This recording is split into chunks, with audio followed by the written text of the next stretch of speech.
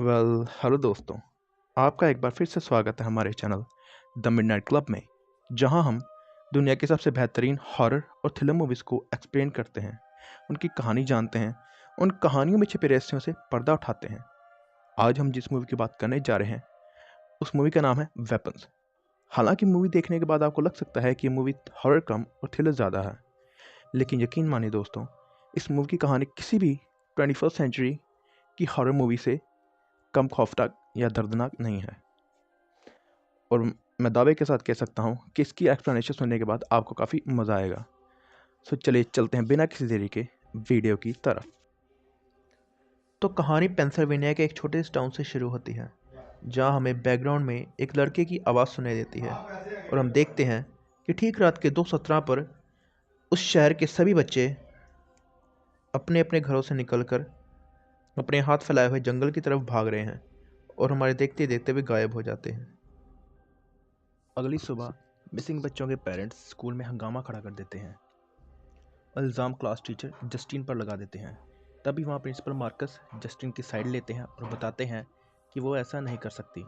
लेकिन वहाँ एक मिसिंग बच्चे के पेरेंट आर्चर ग्राफ चिल्लाते हुए जस्टिन पर ही इल्ज़ाम लगाना शुरू कर देते हैं। फिर उसी रात जस्टिन अल्कोहल लेने जाती है, जहाँ उसे जेम्स नाम का एक ड्रगिस्ट दिखाई देता है जो उससे ड्रग के लिए पैसे मांगता है। जस्टिन उसे इग्नोर करके जल्दी से घर की ओर रवाना हो जाती है, क्योंकि उसे डर था कि कहीं मिसिंग बच्चों के पेरेंट्स उस पर हमला न कर दें। उसे ऑलरेडी थ्रेट कॉल्स आ रहे थे। अब अगली सुबह जस्टिन देखी कि उसकी कार पर कोई विच लग गया है।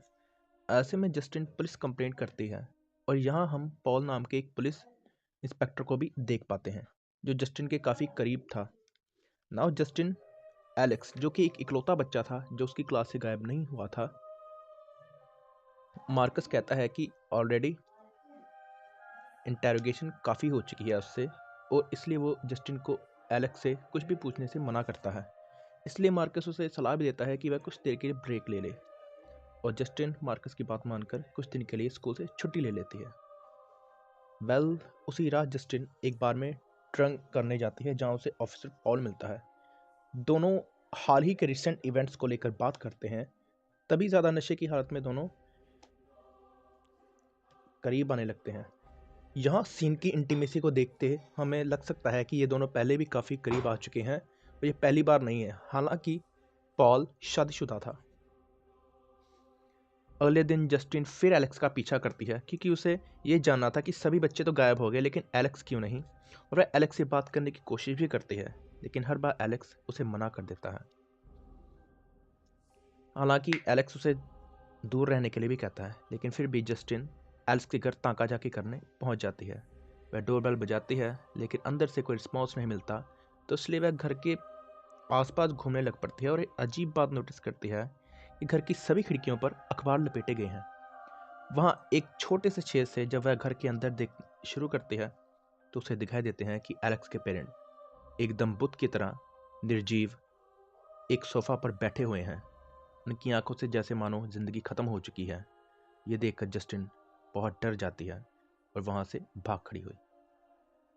वह सीधा मार्कस प्रिंसिपल के पास जाती है और कहती है कि पुलिस को एक रूटीन इन्वेस्टिगेशन करनी चाहिए एलेक्स के घर की, क्योंकि उसे शक है कि एलेक्स के घर से ही हमें उन मिसिंग बच्चों का सुराग मिल सकता है।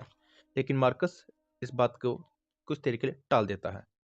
उसी रात जस्टिन एलेक्स के घर के बाहर ही नजर रखी हुई थी।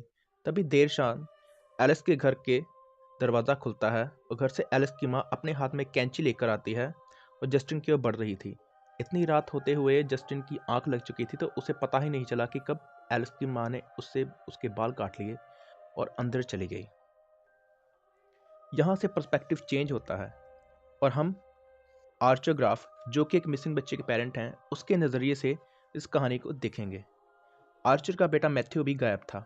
वह शुरू से जस्टिन का पीछा कर रहा था और वही जस्टिन की कार पर भी विच लिखा था। जहां हम देखते हैं कि आर्चर पुलिस की ढीली इन्वेस्टिगेशन से काफ़ी नाराज़ है। वह बार बार पुलिस पर दबाव बना रहा था कि एक प्रॉपर रूटीन इन्वेस्टिगेशन करी जाए और इस केस को सीरियसली लिया जाए। लेकिन जब पुलिस उसे निराश करती है, तो वह सारा मैटर अपने हाथ में लेने की ठानता है और खुद इन्वेस्टिगेशन करना शुरू कर देता है। वह अपने सीसीटीवी कैमरा से उस रात के 2:17 बजे की सीसीटीवी फुटेज चेक करता है, जब सभी बच्चे अपने अपने घरों से निकलकर जंगल की ओर भागना शुरू करते हैं। वो देखता है कि सभी बच्चे एक पार्टिकुलर डायरेक्शन की ओर जा रहे हैं, और जब वह उस पार्टिकुलर डायरेक्शन की ओर लाइन खींचता है मैप पर, तो उसे एक पॉइंट दिखाई देता है और उसे लगता है कि शायद इसी पॉइंट के आसपास ही सभी बच्चे, गायब हुए बच्चे, हो सकते हैं। इन्वेस्टिगेशन करते वक्त आर्चर को जस्टिन दिखाई देती है और वह जाकर सीधा उसे कन्फ्रंट करने की सोचता है। वह जस्टिन पर चिल्लाना शुरू कर देता है। तभी वहाँ प्रिंसिपल मार्कस को देखते हैं, जो कि बच्चों की तरह ही अजीबोगरीब नरूटो रन की तरह दौड़ते हुए आते हैं और अचानक जस्टिन पर हमला कर देते हैं। उनका पूरा चेहरा खून से लहूलुहान था और ऐसा लग रहा था कि जैसे वो किसी के वश में हो और जैसे वो एक ज़ॉम्बी की तरह जस्टिन पर अटैक कर रहे थे। मार्कस को जैसे तैसे आर्चर पीछे धकेलने की कोशिश करते हैं, लेकिन मार्कस उसकी पकड़ से छूट जाता है।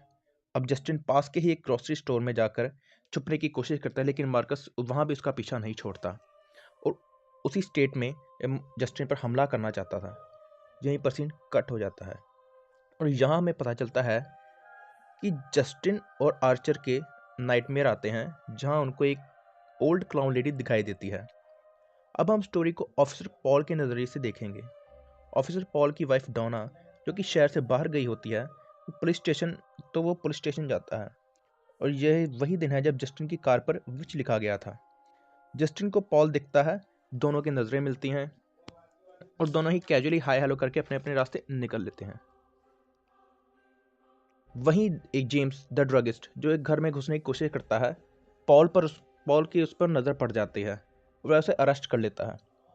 अब अरेस्ट करते वक्त पॉल का हाथ उसकी जेब में जाता है जैसे, और वहीं उसे सुई जैसी कोई चीज़ उसके हाथ में लग जाती है।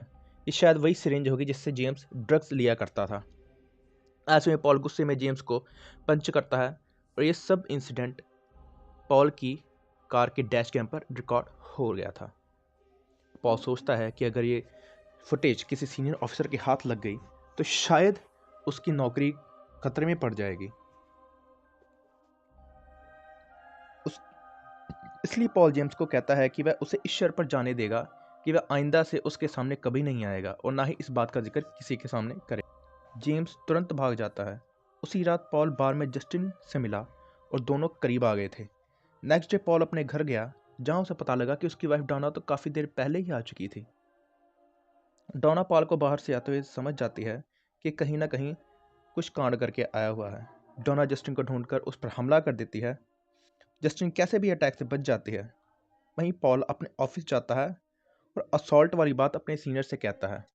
उसके सीनियर से बताते हैं कि अगर जेम्स ये बात किसी को ना बताए तो ये केस सामने नहीं आ सकता और वैसे भी कुछ एक महीने में ये डैश कैम वाली फुटेज ओवरराइट कर दी जाएगी, तो ऐसे में उसे घबराने की ज़्यादा ज़रूरत नहीं है।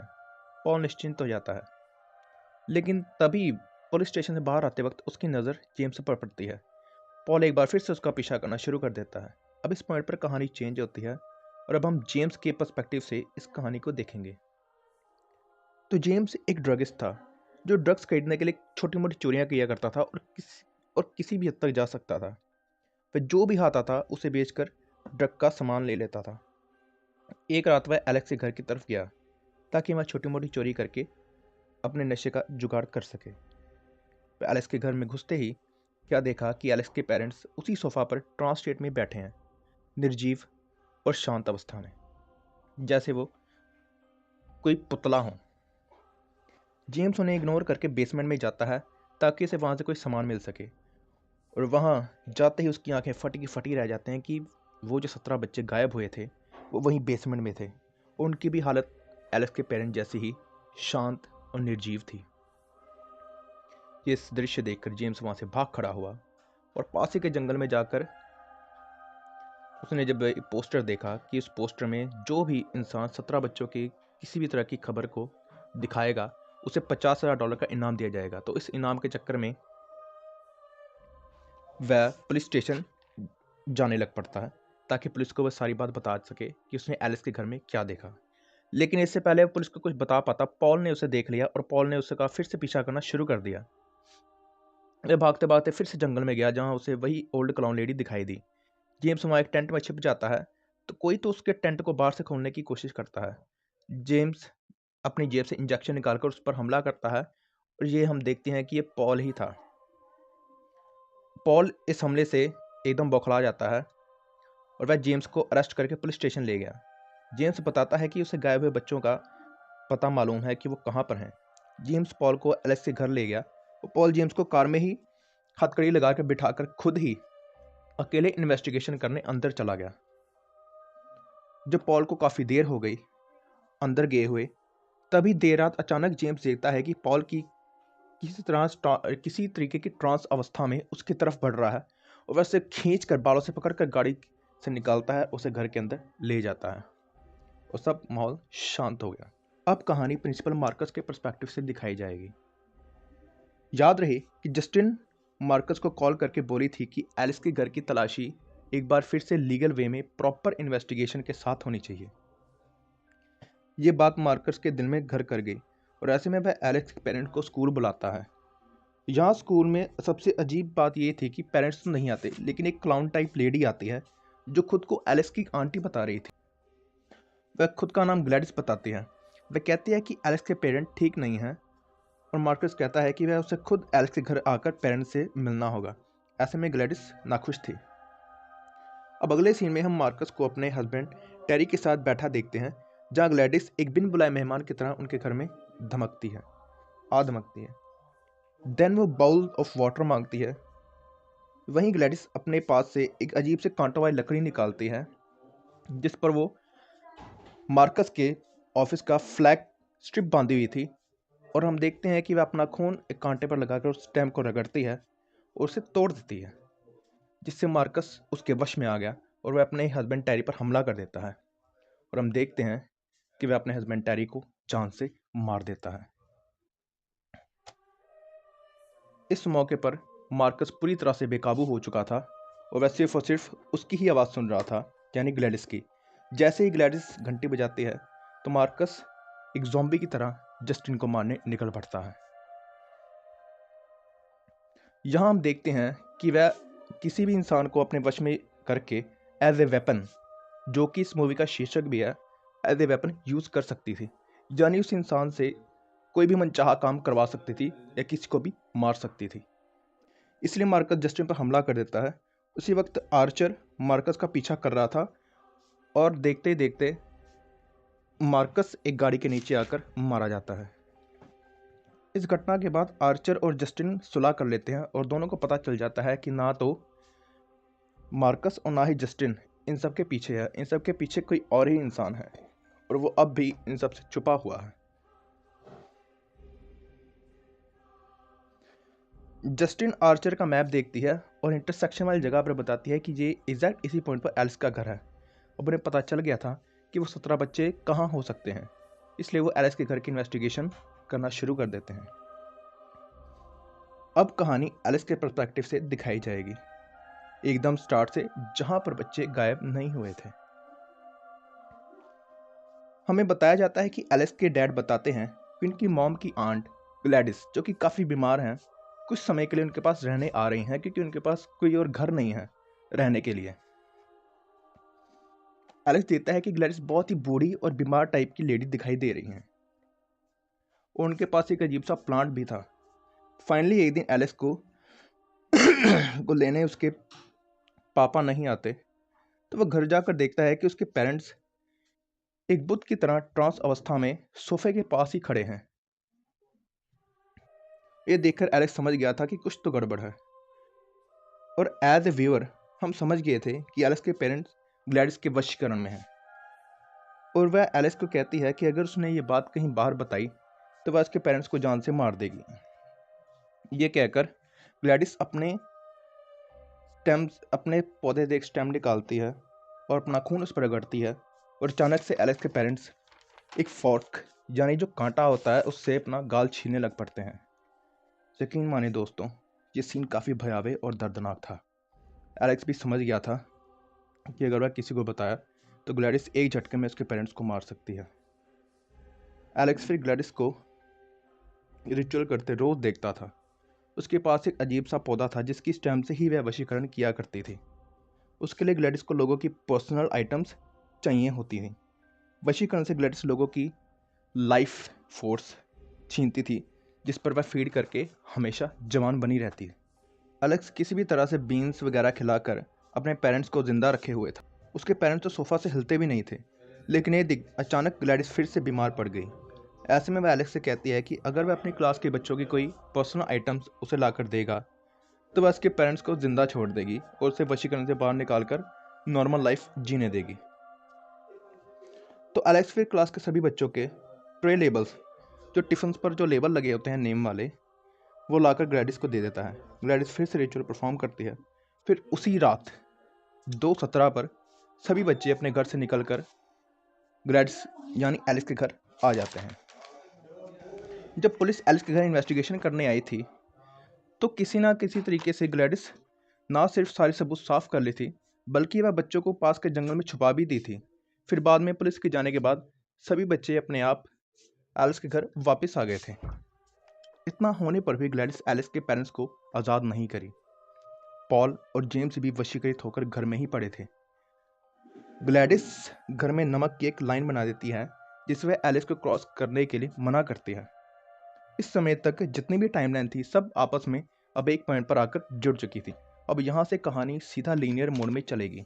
अब जस्टिन एंड आर्चर एलिस के घर की तरफ बाहर खड़े थे। ग्लैडिस के कहने पर पॉल इशारे से जस्टिन के घर को घर के अंदर बुलाता है।